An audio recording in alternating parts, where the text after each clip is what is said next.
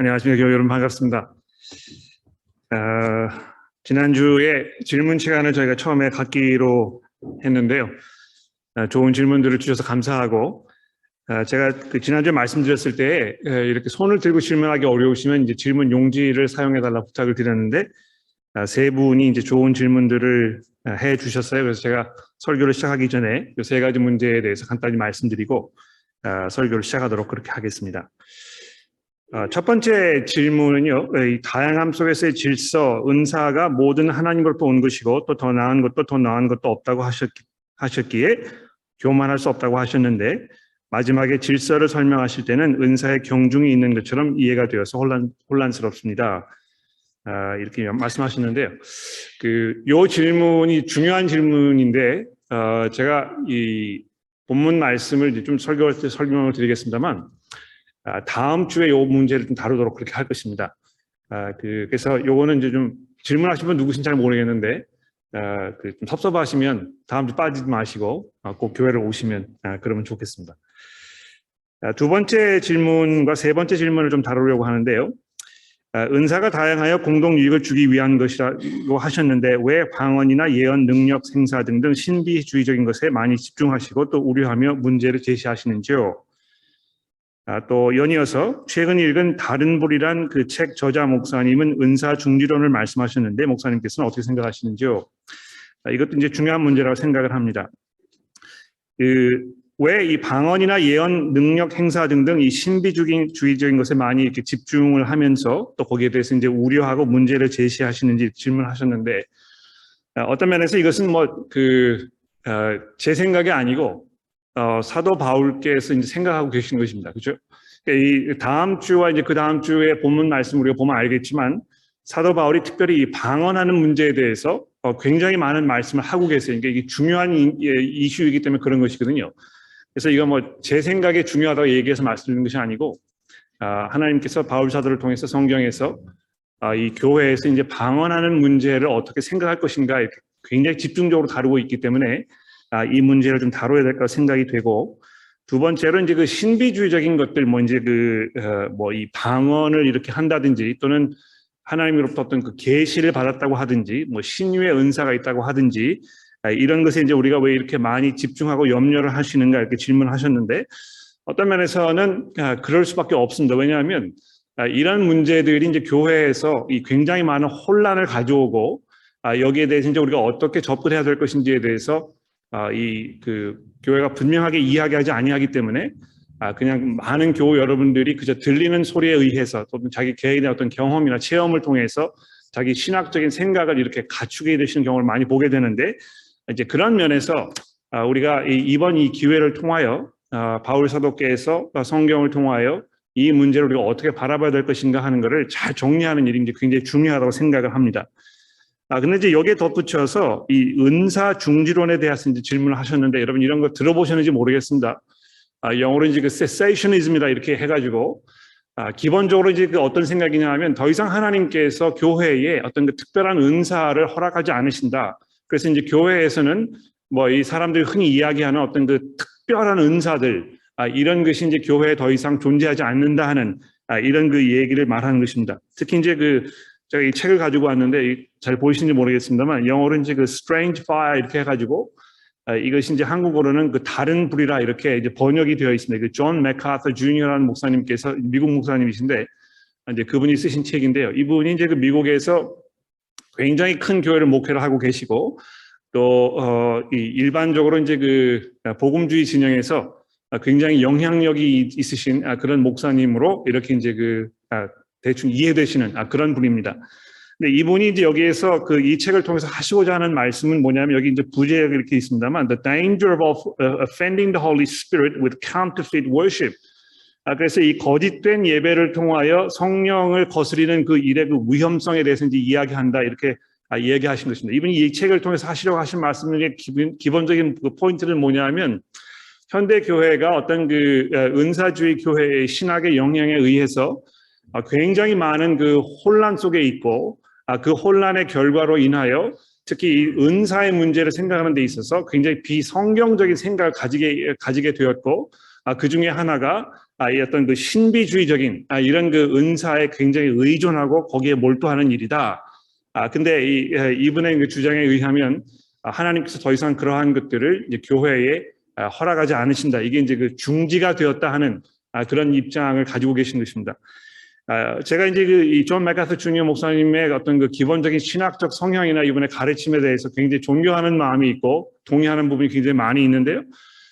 이 신학 그러니까 은사 중지론, 더 이상 교회에 하나님께서 특별한 은사를 허락하지 않으신다 하는 이런 그 신학적인 견해에 대해서는 굉장히 조심스러운 입장을 가질 수밖에 없습니다. 왜냐하면 하나님께서 그 얼마든지 그렇게 하실 수 있는 분이고 또 필요하다면 그렇게 하시는 하나님이신 것을 우리가 분명히 알 수 있습니다. 그래서 우리가 이제 섣불리 더 이상 존재하지 않는다, 이제 이렇게 이 종지부를 찢는 것이 그렇게 쉬운 일은 아니라고 저는 생각을 하고요.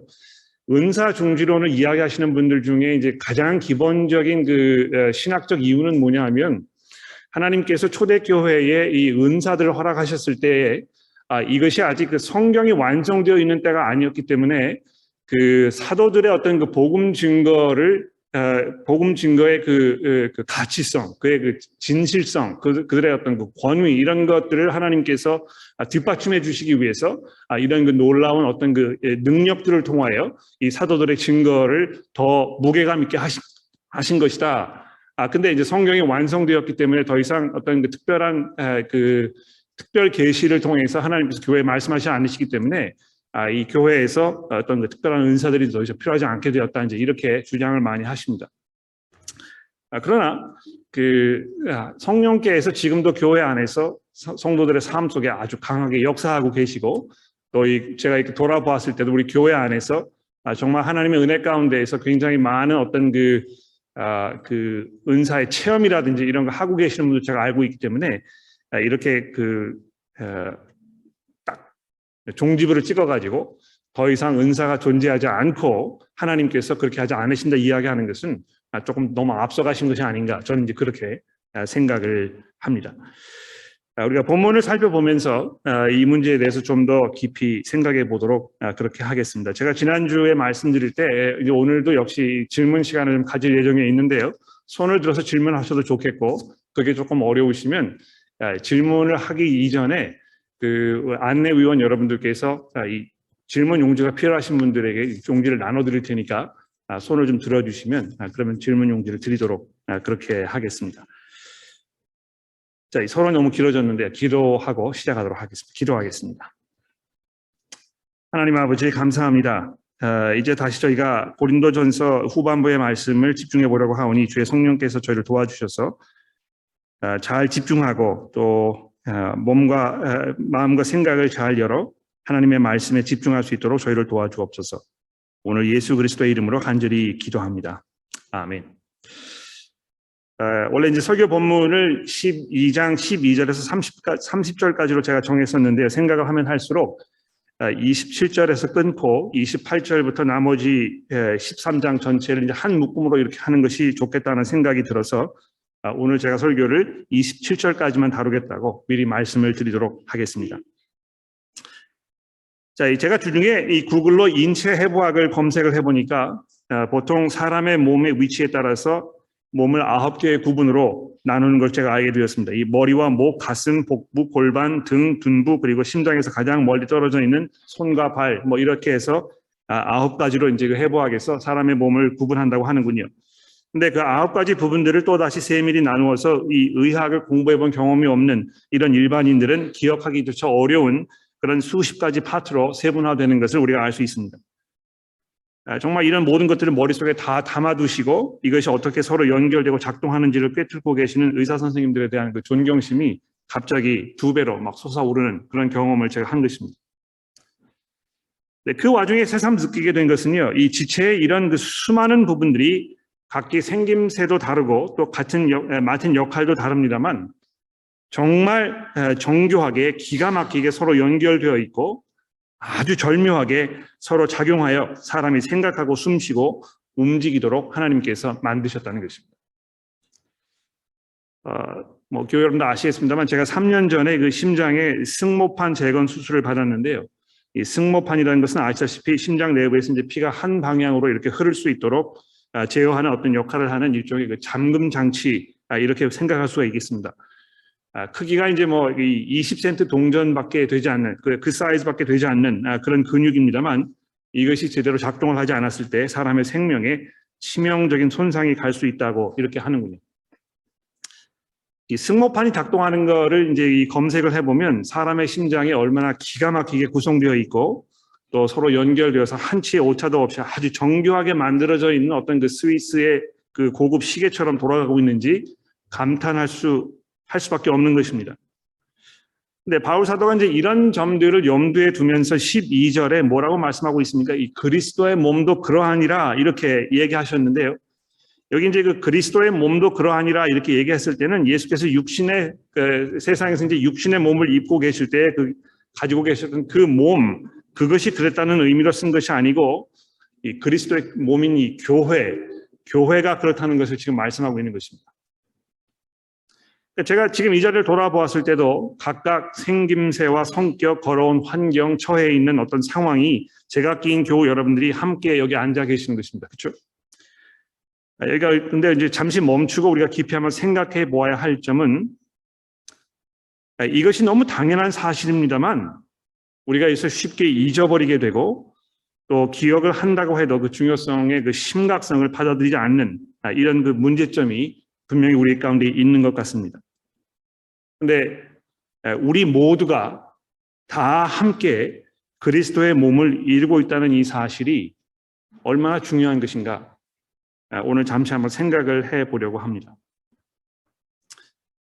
이것은 마치 그 부부가 결혼을 해서 일심동체라고 해가지고 이 불가분의 관계를 이루고 따라서 남편과 아내가 갈라서서 서로 제각기의 길을 가려고 결정하는 것이 마치 자기 몸의 일부를 도려내는 것과 같은 생각할 수 없는 고통과 아픔을 수반하는 일인 것처럼 교회의 일부로, 지체로 그 교회에 소속되기로 결정하였을 때는 그 교회에 속한 다른 성도들과 이 불가분의 관계를 맺는 것입니다.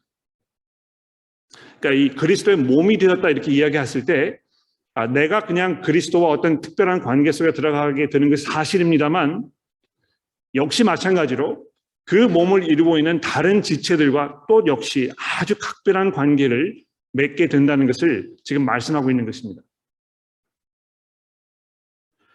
이 교회라는 공동체에 대한 사람들의 생각이 성경에 있는 말씀에 기초하거나 하고 있지 않기 때문에 이 교회를 마치 소비자의 입장에서 자신의 필요를 충족시켜주는 서비스업의 한 가지로 생각하게 되고, 그래서 마음에 들지 않으면 자신의 필요를 충족시켜주는 서비스업의 다른 예를 들어서 이제 그 보다 나은 어떤 그 금리를 이렇게 제시해주는 새로운 은행을 찾아가서 거기에 계좌를 열듯이 교회를 옮기는 이런 상황을 우리가 보게 되는데요.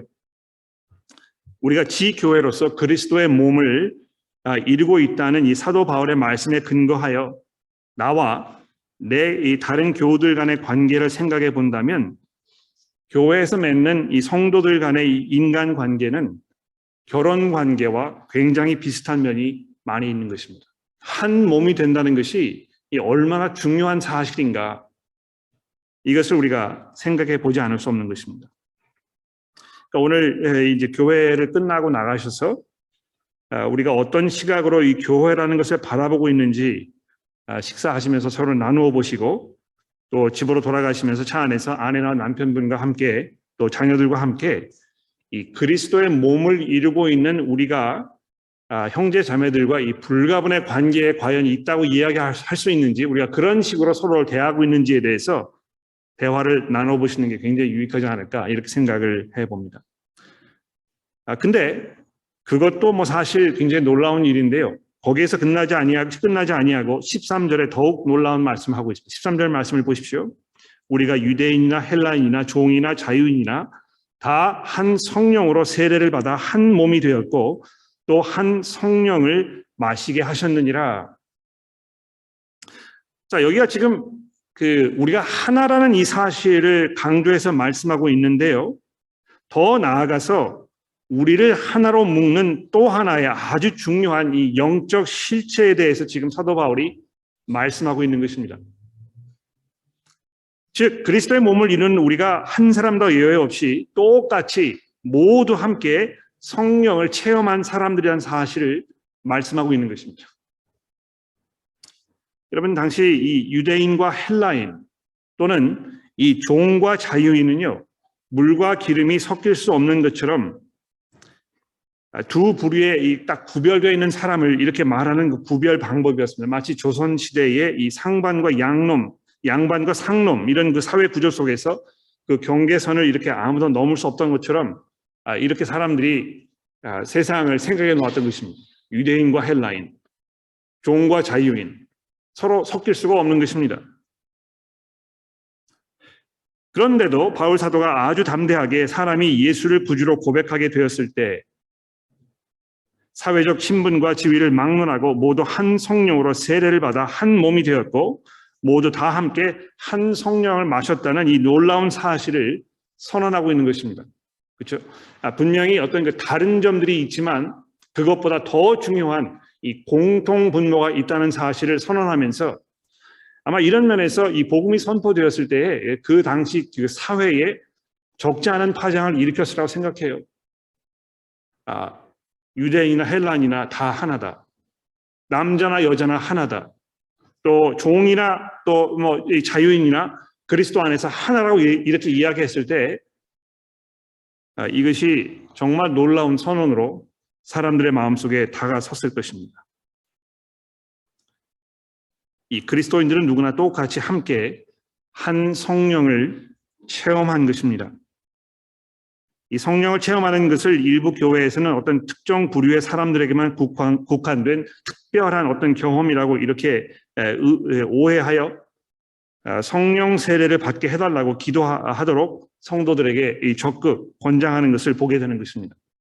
또 내가 성령 체험을 했기 때문에 아직 체험하지 못하신 여러분들 성령 체험하시도록 기도하십시오. 또 그 방법을 가르쳐 드리겠습니다. 이렇게 하는 걸 우리가 보게 되는데요. 이 13절의 말씀에 근거하였을 때 이것이 대단히 심각한 오류에서 비롯된 치명적인 신학적 오류가 아닐 수 없다고 말씀을 드릴 수밖에 없습니다. 여러분, 이 13절의 말씀은요, 지난주 말씀이었던 이 12장 3절, 성령이 아니고는 누구든지 예수를 주라 시인할 수 없느니라 하는 그 말씀의 또 다른 표현이라고 생각이 되는데, 우리가 그리스도의 몸이 되는 길, 그리스도의 몸이 되는 그 방법, 이것은 성령을 세례로 받는 것이라고, 성령을 마시는 것이라고, 그 이외에 다른 방법이 없다고 지금 우리에게 설명해 주고 있는 것입니다. 여러분, 여기 성령을 마신다는 이 표현이 매우 중요한 표현이라고 생각해요. 예수께서 이제 요한복음 7장에서 말씀하셨던 것을 사도 바울이 기억하고 염두에 두면서 이런 말씀을 기록한 것인지 잘 알 수는 없습니다만, 요한복음 7장 37절에 예수께서 이렇게 말씀하신 것들을 한번 들어보십시오. 명절 끝날 곧 큰 날에 예수께서 서서 외쳐 이르시되 누구든지 목마르거든 내게서 와서 마셔라. 나를 믿는 자는 성경의 이름과 같이 그 배에서 생수의 강이 흘러나오리라 하시니 이는 그를 믿는 자들이 받을 성령을 가리켜 말씀하신 것이라. 이 말씀을 하셨을 때요, 예수께서 자신을 믿는 사람들이라면 누구든지 모든 성도들이 한 사람도 예외 없이 마치 이 타는 목마름에 신음하던 사람이 폭포수에서 쏟아지는 그 물을 벌컥벌컥 들이키면서 온 몸이 물속에 푹 잠기듯이 성령을 체험하게 될 것이라고 지금 말씀하고 있다는 것입니다. 여러분, 예수께서 나의 구주이시라고 고백하고 계신다면 이미 여러분께서는 이 성령을 마음껏 들여 마시고 성령을 통해서 이 한 몸으로 세례를 받으신 것이라고 여러분 이해하셔야 될 것입니다. 나는 왜 성령을 체험하지 못할까? 왜 성령께서 나를 찾아오지 않으시는 것인가? 이런 고민을 하고 계신다면 대단히 그 신학적 오류를 범하시고 계시는 거예요. 이미 하나님께서 여러분들에게 남김없이 풍성하게 성령 안에 살 수 있도록 이렇게 인도하시고 성령을 베풀어 주심에도 불구하고 우리가 그것을 인정하지 아니하고 받아들이지 아니하고 다른 어떤 것들을 추구하려고 하는 것이 별로 그렇게 하나님 보시기에 합당하고 기뻐하시는 일이 아니라는 사실을 분명히 이해하셔야 될 것입니다. 사도 바울도 그래서 같은 말씀을 지금 하고 있는 것입니다. 우리가 그리스도 안에서 한 몸을 이루는 지체이기 때문에 뗄래야 뗄 수 없는 아주 끈끈하게 매인 관계에 있을 뿐만이 아니고요.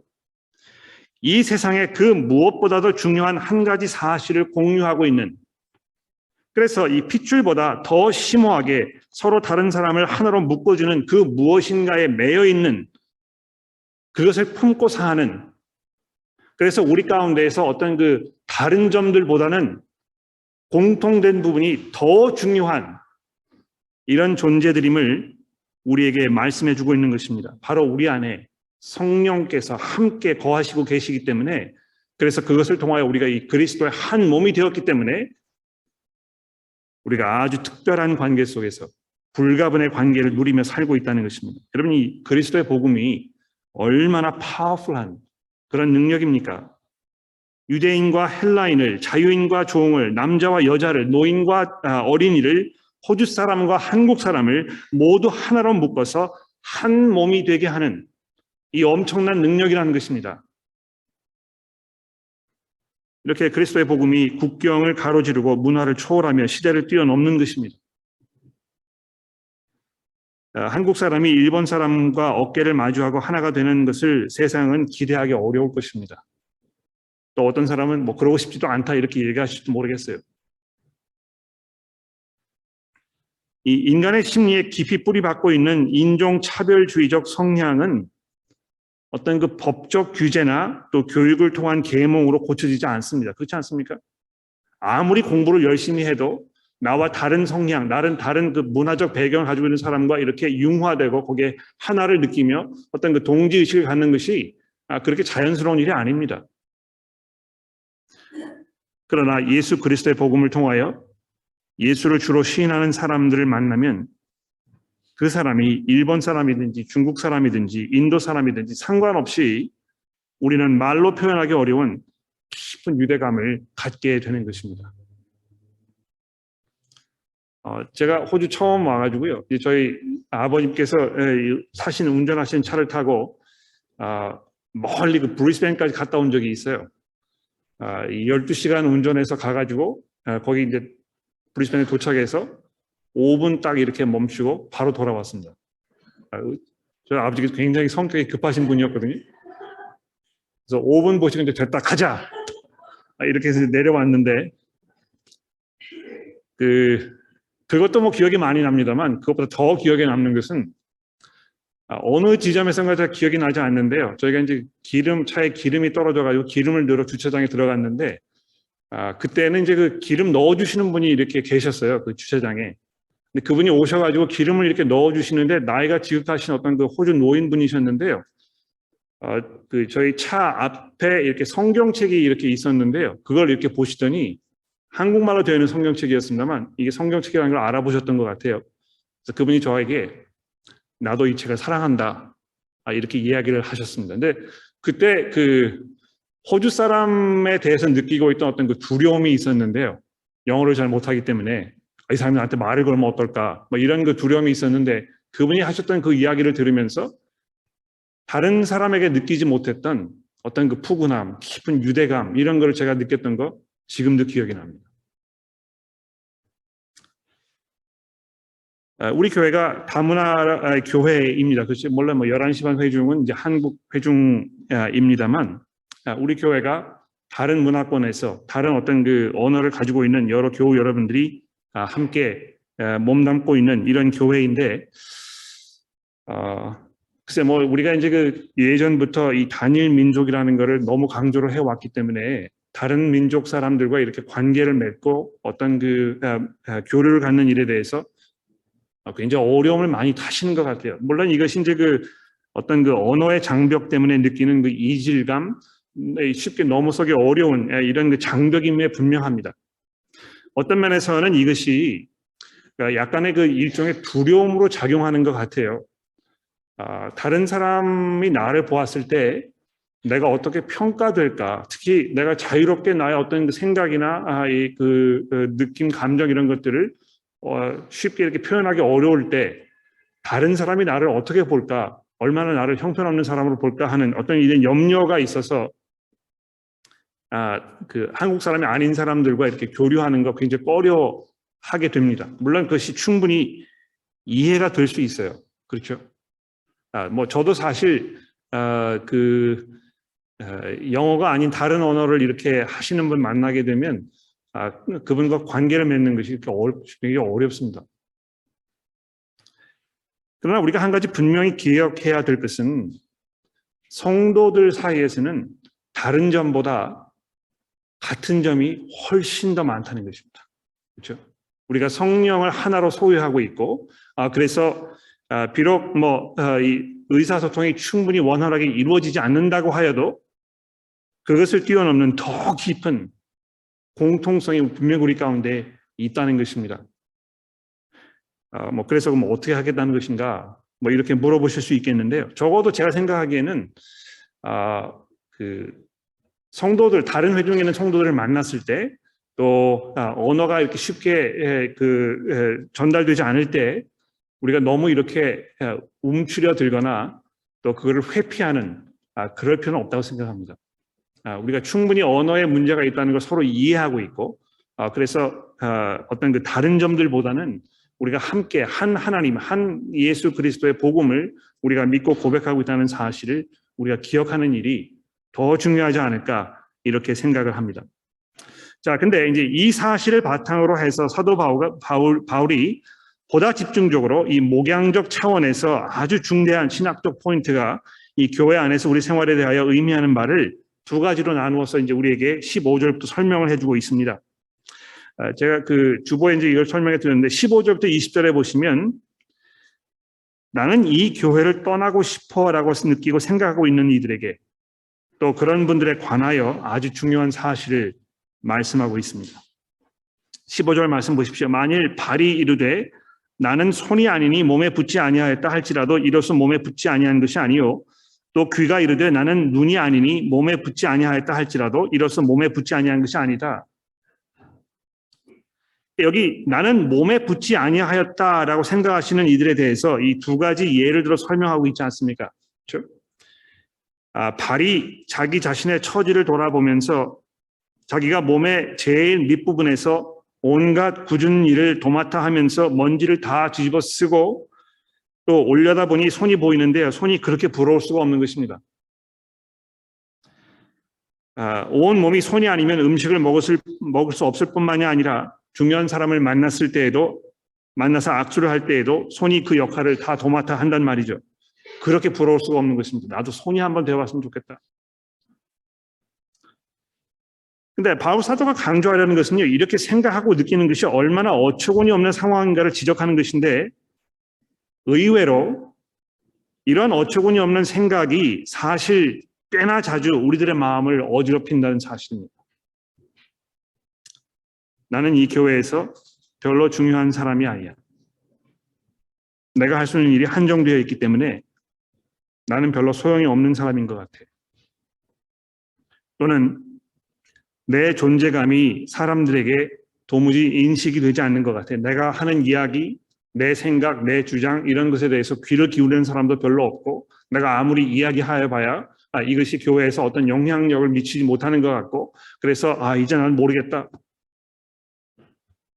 이렇게 생각하실 수도 있습니다. 교회에 왔을 때 아무도 나를 반겨주지 아니하고 또 나를 알아보지 못하는 이런 그 섭섭함이 사람들을 이런 생각으로 몰아갈 수도 있을 것입니다.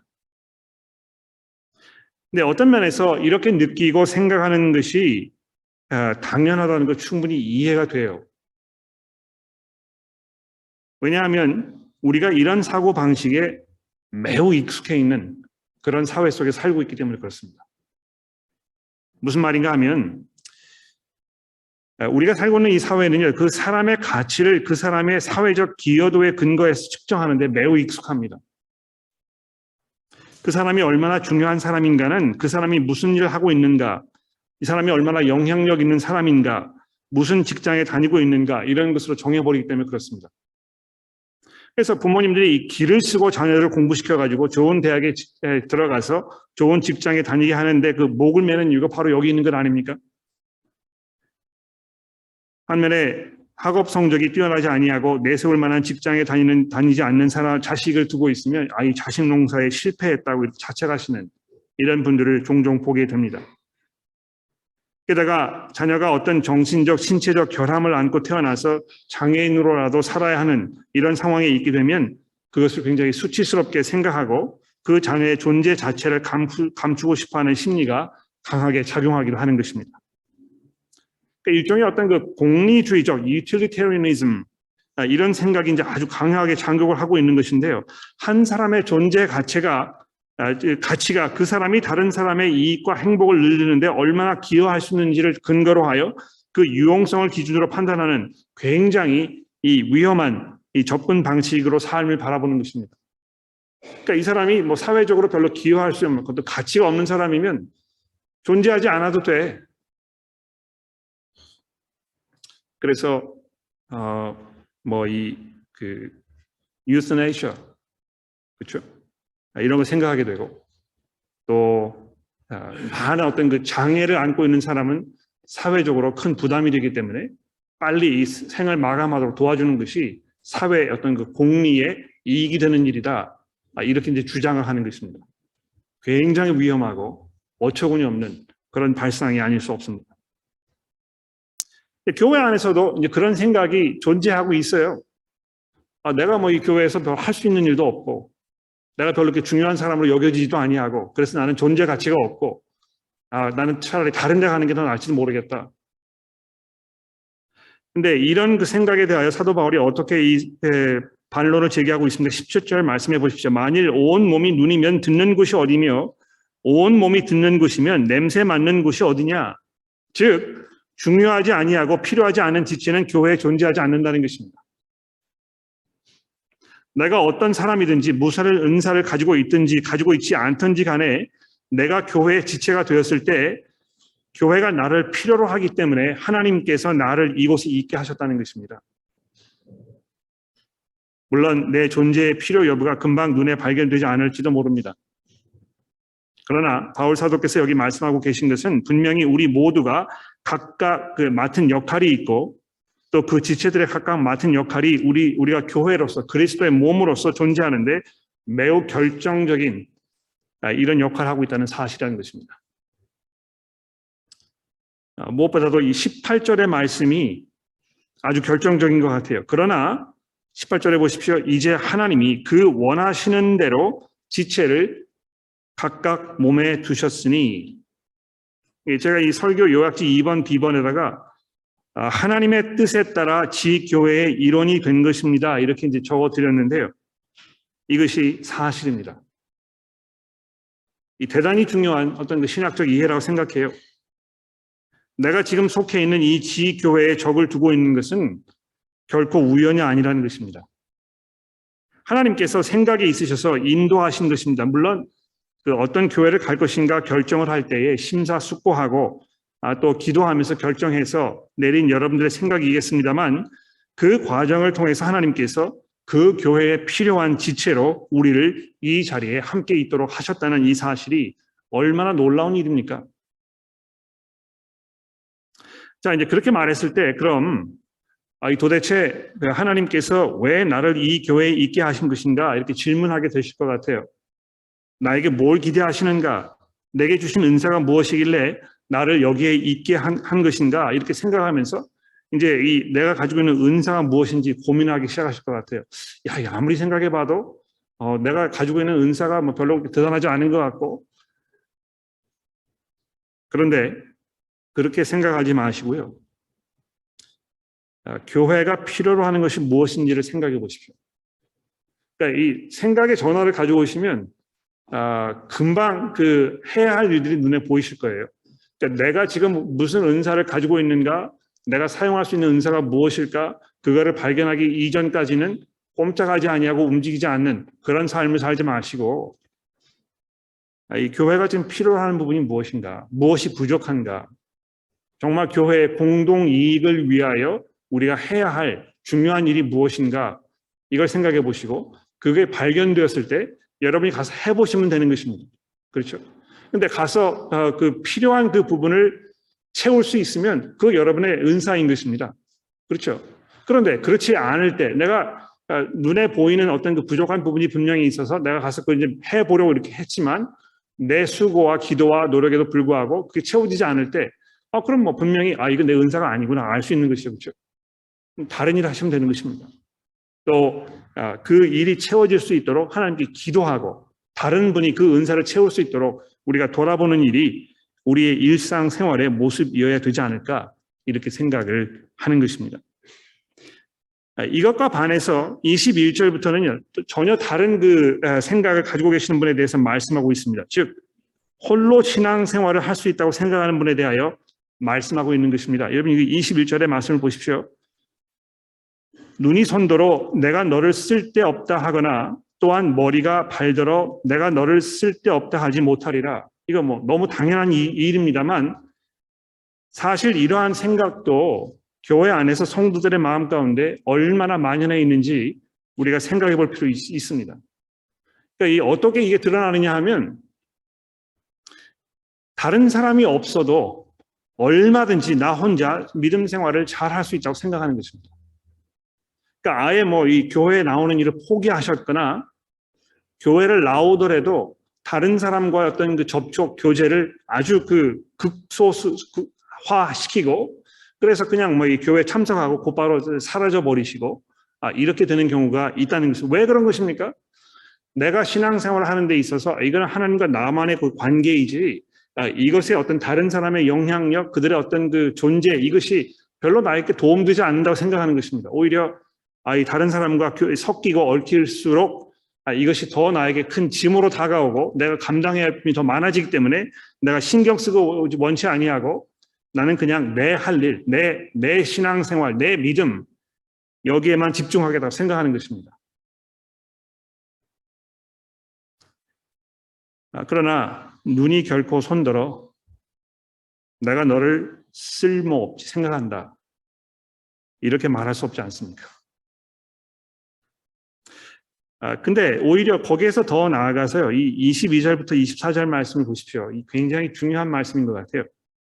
그뿐 아니라 더 약하게 보이는 몸의 지체가 도리어 요긴하고 우리가 몸에 덜 귀히 여기는 그것을 더욱 귀한 것으로 입혀주며 우리의 아름답지 못한 지체는 더욱 아름다운 것을 얻느니라. 그런즉 우리의 아름다운 지체는 그럴 필요가 없느니라. 오직 하나님이 몸을 고르게 하여 부족한 지체에 귀중함을 더하사 이렇게 되어 있습니다. 그러니까 그 24절 마지막 부분 오직 하나님이 몸을 고르게 하여 부족한 지체에 귀중함을 더하시는 바로 이것이 하나님께서 이 세상을 바라보시는 교회를 다스리시는 방법이라는 것입니다. 고르게 하여 모든 사람들이 똑같이 이 귀중함을 누릴 수 있도록 우리 사회가 그렇지 않죠. 그렇죠? 잘하는 사람에게 더 많이 이렇게 막 칭찬해주고 그렇지 못한 사람들은 뭐 이렇게 도와주는 척 하지만 나고 되면 할 수 없는 것입니다. 그렇죠? 그러니까 이 강해야만 살아남을 수 있는 그런 세상이 지금 우리가 살고 있는 세상인 것입니다. 뭐 이 정글의 법칙 이렇게 해가지고 강한 자만이 살아남기 때문에 아이들을 강하게 키워야 되고 그렇게 해서 살아남지 못하면 존재 가치가 없는 사람으로 인정하는 것이 이 사회의 사고 방식인 것입니다. 그러나 하나님께서 그렇지 않다는 것입니다. 오히려 아름답지 못한 지체를 더더욱 아름답게 하시는 약해 보이는 몸의 지체를 오히려 요긴하게 하시는 이것이 하나님의 방법인 것입니다. 그러니까 어떤 면에서는 이 창조 질서가 우리 피조물들에게 얼마나 다행인 일인지 모릅니다. 우리가 하나님의 형상을 따라 지음을 받아서 그 자체로 우리가 중요하고 존재감이 있고 또 그 하나님의 그 눈에 보았을 때 귀중한 존재라고 생각하는 이것이 우리 교회 안에서 성도들과 서로 관계하는 데 있어도 굉장히 중요한 이 기본적 원칙이 되어야 할 것입니다. 그러니까 이 사람이 뭐 그 얼마나 재력이 있는지, 얼마나 사회적 평판을 누리고 살고 있는지, 이 사람이 얼마나 뭐 이 카리스마적인지, 이런 거를 근거로 하여 교회에서 뭐 이 중요한 역할을 주기도 하고, 이런 거를 우리가 많이 보게 됩니다. 교회에서 장로님 선거할 때 이 사람이 뭐 얼마나 교회에 헌금할 수 있는지 이런 거 따져가지고 뭐 누굴 뽑게 되는 이런 경우를 종종 보게 되는데요. 그렇지 않다는 것입니다.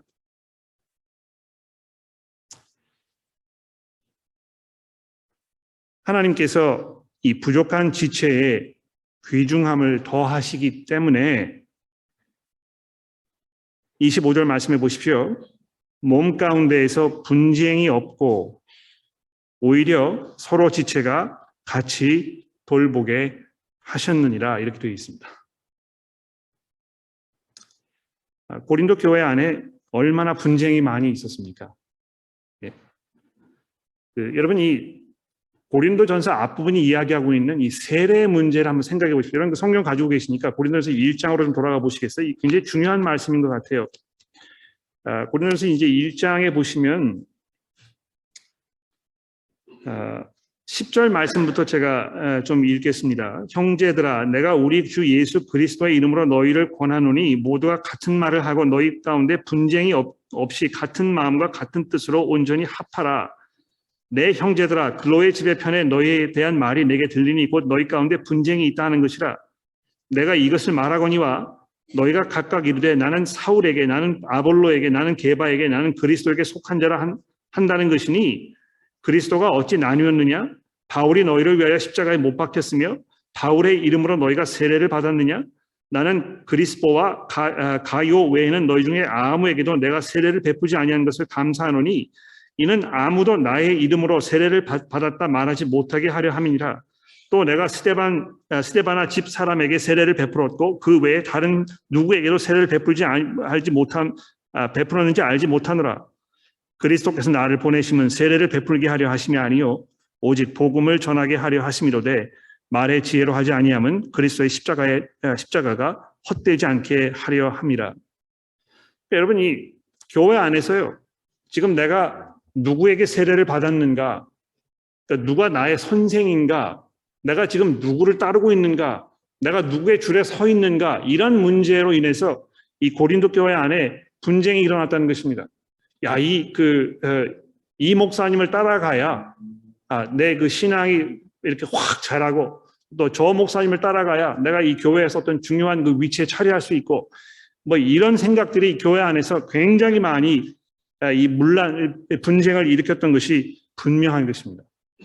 교회 안에서도 그런 일이 얼마든지 벌어질 수 있을 것 같아요. 우리가 뭐 이런 거를 이제 대놓고 이야기는 않습니다만, 나는 가급적이면 저 세워주기 그룹 리더 그분에게 갔으면 좋겠어. 거기에 가야 내 신앙이 잘 자랄 것 같아. 이분에게 있으면 이 신앙생활이 좀 어려워지고 뭐 이런 생각이 들지 않습니까? 줄을 잘 서야 한다고 생각하는 것입니다.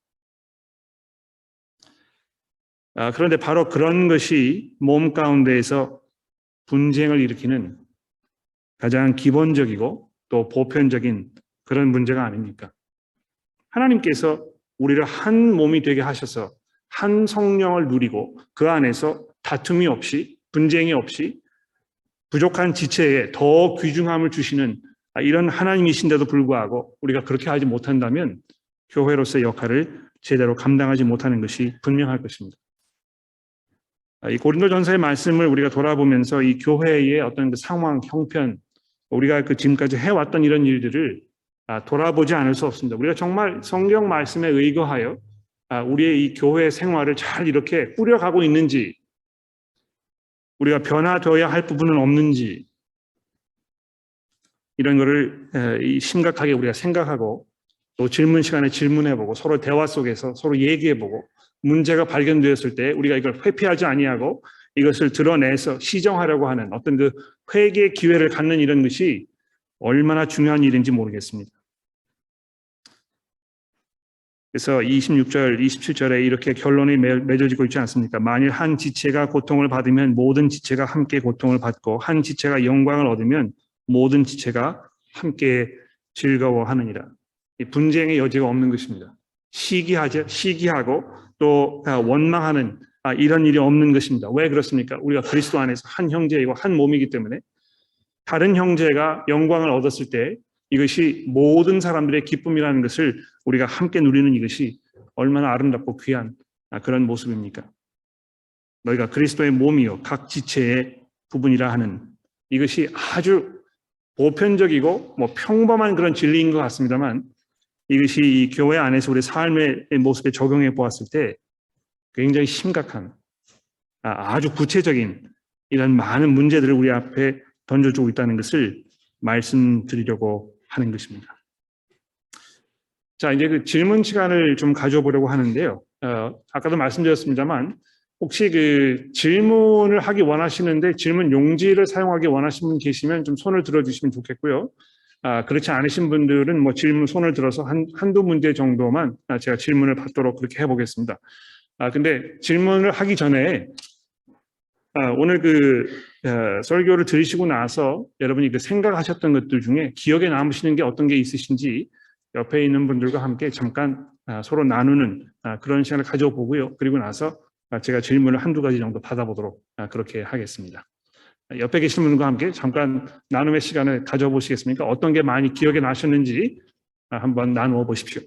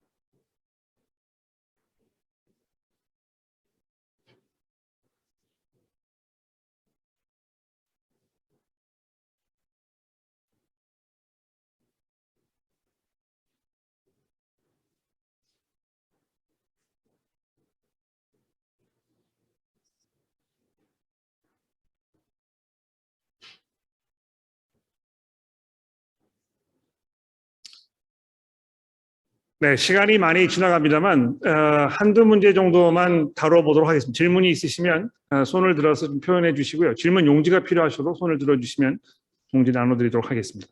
질문 있으십니까?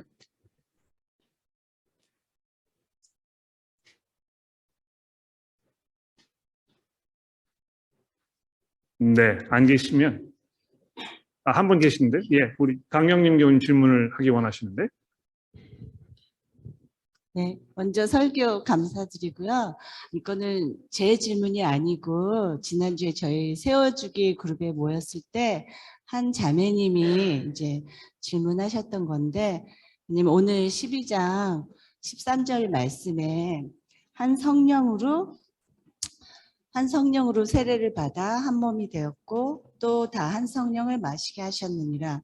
근데 그 자매님이 말씀하시기를, 그러니까 예수님을 구주로 영접할 때 성령님이 저희 안에 인치신다는 거는 이해가 되시는데, 그러고 나서 일반적으로 저희들이 이제 뭐 유아 세례도 받고 성인이 되어서 따로 세례식을 하는데 여기서 왜 한 성령으로 세례를 받는다고 이렇게 표현을 하셨는지 이 표현이 잘 이해가 안 된다고 하셨습니다. 마지막 부분을 제가 못 들었는데요. 그러니까 왜 다 한 성령으로 세례를 받는다고, 네. 저희 안에 그러니까 예수님을 구주로 이렇게 영접하면서 성령님이 인치시는 거는 이제 이해가 되는데, 그리고 나중에 저희가 세례식을 하는데 왜 여기서 한 성령으로 세례를 받는다고 이렇게 표현을 했는지 이 말씀이 잘 이해가 안 된다고. 네네네네. 네. 중요한 질문이신 것 같아요. 여러분 이거를 발견하셨는지 모르겠는데요.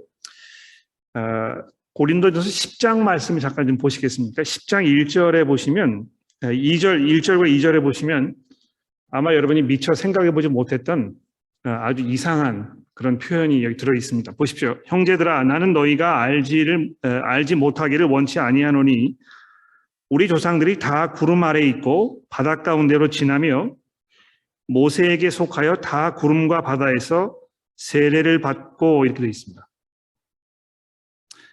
여기 이제 모세에게 속하여 다 구름과 바다에서 세례를 받았다 이렇게 번역되어 있는 이 표현은 이 한국말에는요 세례라는 것이 이제 그 명사입니다. 그렇죠? 근데 이 명사가 명사형만 되어 있지 동사형은 없습니다. 영어로 생각하시면 이제 금방 이해가 되실 것 같아요. 영어로는요, 이 baptism이라고 명사 아닙니까? 그렇죠? 근데 그 명사와 똑같은 뜻을 가지고 있는 동사가 있습니다. 동사 뭔지 아십니까? 계세요? baptize라고 이제 그러잖아요. 그렇죠? 그러니까 baptize 또는 baptism 하면 어근이 같은데요. 하나는 동사형이고 하나는 명사형입니다. 그런데 이 한국어에서는 세례라고 이렇게 해가지고 명사만 존재하고 동사는 존재하지 않아요. 이제 그렇기 때문에 여기 이제 그 영어를 이렇게 보시면 어떻게 이제 번역이 되어 있느냐 하면 they were all baptized into Moses 이렇게 되어 있습니다. 그러니까 모세에게로 세례 받았다 뭐 이제 이렇게 표현하게 되는데 이거 이제 그 뭐 좀 더 풀어서 얘기하면 모세에게로 세례된 것이다 이렇게 번역하는 게 맞습니다. 모세에게로 세례된 것이다. 그러니까 이렇게 보면은 여기 이 10장 1절 2절에서 말씀하는 이 세례라는 개념은요, 우리가 지금 일반적으로 생각하는 어떤 그 물 세례 이것을 말하는 것이기보다 어떤 이 세례라는 그 과정을 통하여 모세의 그 다스림 가운데로 이제 내가 들어가는 내 자신을 모세에게 맡기는, 그래서 마치 모세가 나의 어떤 그 주인 역할을 하는 우리의 지도자라는 것을 이렇게 표현하는, 거기에 내 자신을 맡기는 이런 그 믿음의 고백이 되는 것입니다. 그래서 여기 그 고린도전서 1장으로 돌아오셨을 때 아까 제가 말씀드렸던 사도 바울이 내가 세례를 준 적이 없다 이렇게 이야기한 부분이 바로 이제 그런 이유 때문에 그런 거예요. 야, 이거 바울 사도가 왜 세례를 안 줬을까? 반세례주의자인가? 세례 받는 것이 뭐 옳지 못한 일인가? 이제 이런 생각을 가질 수 있을 것 같아요. 그런데 여기 사도 바울이 그렇게 얘기했잖아요. 내가 그리스포와 가이오 외에는 너희 중에 아무에게도 세례를 베푸지 아니하는 것을 감사한다. 또 왜 그렇게 한 것입니까? 나는 지금 바울에게 세례를 받았다. 그래서 마치 바울이 나의 선생이다. 나는 바울에게 속한 사람이다. 이제 이렇게 생각하는 사람들이 자꾸 생기기 때문에 사도 바울이 나 세례 주지 않았다고 얘기하는 것입니다. 그리스도 한 분이 계시고 우리 모두가 이 그리스도의 한 지체이기 때문에 그분에게로 우리가 들어간 것인데 거기에서 서로 막 당짓기를 해가지고 마치 거기에 게바파가 있는 것처럼 마치 거기에 바울파가 있는 것처럼 이렇게 생각하는 것이 얼마나 잘못된 것인가. 지금 그 점을 사도 바울이 이야기하고 있는 것입니다. 그래서 여기 오늘 본문 말씀 12장 13절에 우리가 한 성령으로 세례를 받았다 하는 이 표현도 이 똑같은 표현이에요. 우리가 한 성령 안으로 세례되었다는 것입니다. 그러니까 그 성령의 그 다스림 가운데 우리가 들어갔다는 것입니다. 모든 분들이 다 함께 어떤 이 세례 받는 그 과정만 이렇게 생각하셔가지고 난 세례 받은 적은 없는데 이제 뭐 이런 생각하실지 모르겠는데요. 물 세례를 지금 얘기하는 것이 아니고 이 그 성령께서 다스리시는 그 다스림 가운데 내가 거기 들어가고 그분의 그 다스림 가운데 내 자신을 맡기고 그래서 거기서 우리가 하나가 되었다는 사실을 지금 이 사도 바울이 이야기하고 있다는 것입니다. 시간이 많이 지났기 때문에 여기서 정리하도록 하겠습니다. 기도하겠습니다.